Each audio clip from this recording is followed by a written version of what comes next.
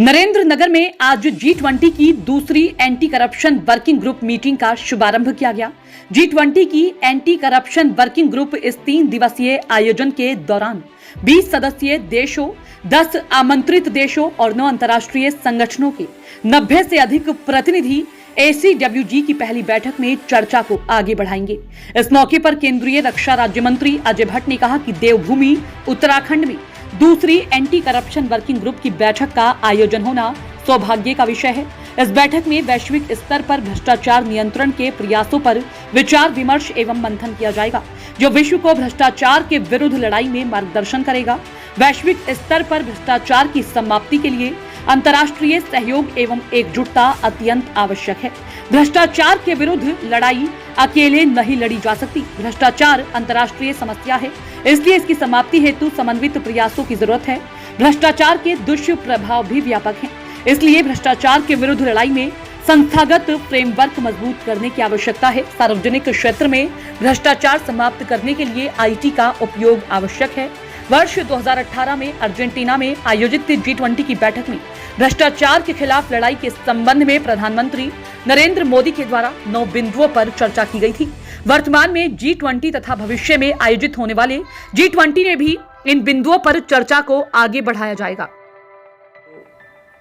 आज यहाँ पर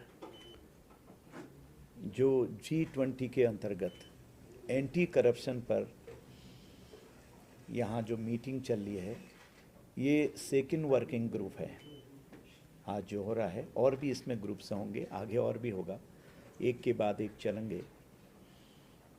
मेरी आवाज़ आ रही क्या? ठीक।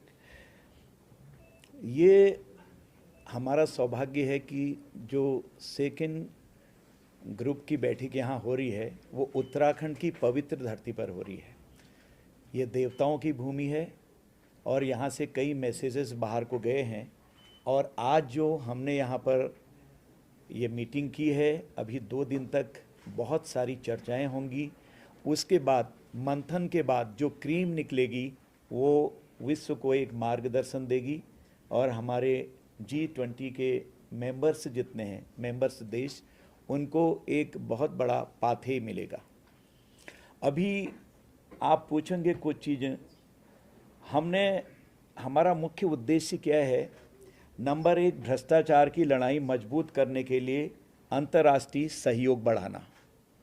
इंटरनेशनल लेवल पर हमारा सहयोग होना चाहिए, क्योंकि अकेले भ्रष्टाचार के खिलाफ लड़ा नहीं जा सकता है। आज ये पूरे इंटरनेशनल लेवल की ये पूरी समस्या है, सिर्फ यहाँ की नहीं है। जो हमारी गवर्नमेंट हैं, जितने भी हैं इंटरनेशनल लेवल की, तो वो सब इससे पीड़ित हैं। किस तरह से ये ठीक होना चाहिए, किस तरह से हम मिलकर काम कर सकते हैं, क्योंकि हमने क्या कहा है, एक पृथ्वी, एक परिवार, एक भविष्य, 1 अर्थ, 1 फैमिली, 1 फ्यूचर। जब हम ये कल्पना करते हैं, हम तो कल्पना नहीं, हमारी तो माइथोलॉजी में ही है कि हम पूरे विश्व को एक परिवार की तरफ से देखते हैं। और वसुधैव कुटुंबकम, चाहे हमसे कोई मत भिन्नता रखता हो या मित्रता रखता हो या न रखता हो, लेकिन वो हमारा परिवार का अंग है हमारे लिए।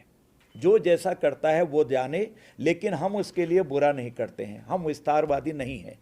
तो जब परिवार है तो करप्शन ऐसा गुण है जो सब जगह लगा हुआ है, जो हमारी प्रगति को रोकता है, विकास को रोकता है और कई अवांछित जो ग्रुप्स हैं उनको बढ़ावा देता है, समाज में विकृतियां फैलाता है। तो इससे सारे लोग पीड़ित हैं। इस नाते से हमने जो इसको लिया है, मैंने आपको बताया, भ्रष्टाचार की लड़ाई मजबूत करने के लिए अंतर्राष्ट्रीय इंटरनेशनल कोऑपरेशन की बहुत बड़ी आवश्यकता है। दूसरा, भ्रष्टाचार के खिलाफ लड़ने के लिए संस्थापक फ्रेमवर्क से अधिक कारगर बनाने के लिए इस ग्रुप के कमिटमेंट्स को उच्च लेवल पर ले जाना है, बहुत ऊंचाई तक ले जाना है हमने, ताकि हम एक परिवार में अगर कोई घुन लगता है, विकृति आती है या तबाही होती है, मैं तबाही शब्द इसलिए कह रहा हूं कि भ्रष्टाचार ने कई देशों को ही तबाह कर डाला है, होती है, तो हम इसको ज्वाइंटली लड़ेंगे। जैसे किसी देश से कुछ चीज़ आ रही है, कहीं से कुछ आ रहा है, और आपको पता है जासूसी से आ रहा है, कितनी चीज़ें हम आज पकड़ रहे हैं, समुद्र के रास्ते से आ रहा है, कई अन्य जगहों से आ रहा है।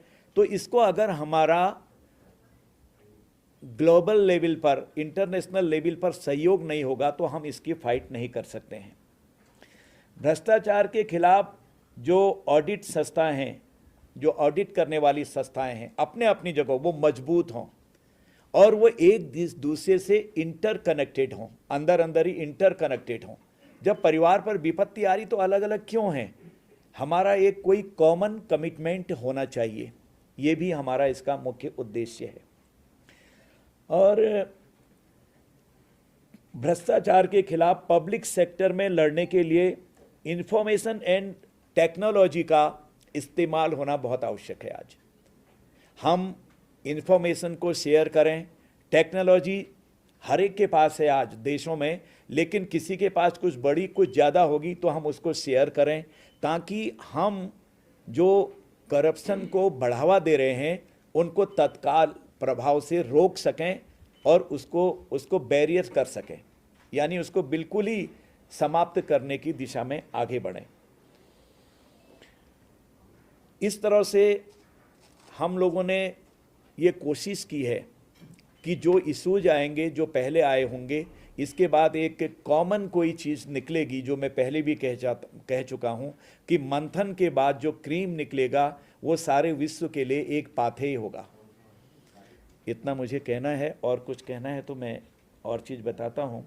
वैसे मैं एक बात बताना चाहता हूँ आपको, 218 में अर्जेंटीना की अध्यक्षता वाले G20 में जो वहाँ पर इवेंट हुआ था, तो वहाँ पर माननीय प्रधानमंत्री जी ने 8-9 बिंदुओं पर चर्चा की थी।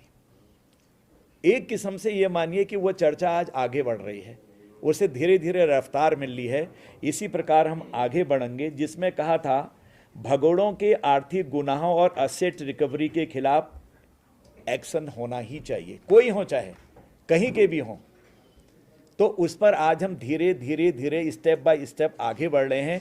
उसी का परिणाम है कि जो G20 सेकंड मीटिंग आज यहाँ हो रही है, ये लगातार होती रहेंगी। अब ये एजेंडा में हो गया, बाहर नहीं जा सकता है। जब भी G20 होंगे हमारे आगे भी, तो इस पॉइंट को लगातार आगे बढ़ाया ही जाएगा। ये आज देश इस पर एक हो गए हैं।